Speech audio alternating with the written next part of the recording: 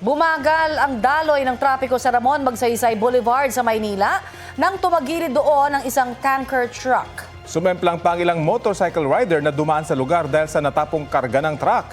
May ulat on the spot si Manny Vargas ng Super Radio DZBB. Manny? Kumalat sa westbound lane ng Ramon Magsaysay Boulevard ang sangkaterbang sirup sa paggawa ng candy na karga ng isang tanker truck na tumagilid sa kalsada kaninang madaling araw. Ayon sa pahinanting si Jorex Concepcion, nawalan umano ng kontrol sa truck ang driver pagbaba ng NLEX connector dahil sa bigat ng kanilang karga. Kaya't itinumba na lamang nito ang truck sa bahagi ng Ramon Magsaysay Boulevard. Tumapon sa kalsada ang sirup na nagpahirap sa ilang motoristang dumaraan dahil sa lagkit ng lansangan. Ilang motorcycle rider pa ang natumba at nasaktan.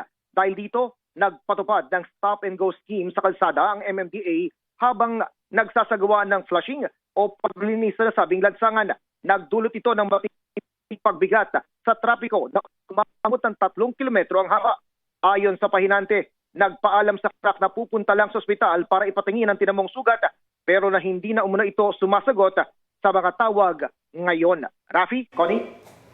Manny, kumusta yung daloy ng trapiko sa lugar ngayon? Sa kasalukuyan, nabuksan na itong kabuuan ng Ramon Magsaysay Boulevard westbound. Ito ay sa may bahagi ng altura patungo ng direksyon ng Nagtahan.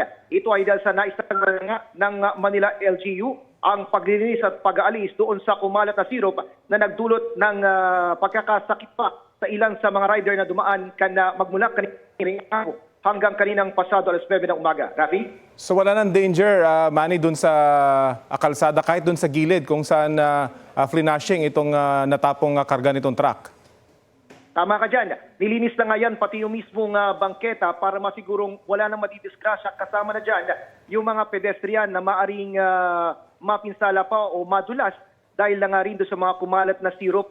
At siniguro yan ng mga tauhan ng Manila LGU bago sila lumisan kanina. Nang mabuksan ng lubusan itong westbound lane ng Ramon Magsaysay Boulevard. At yung truck, Manny, kumusta? Natanggal na ba doon sa lugar o hindi naman siya nagdudulot ng pagsikip ng trapiko pa?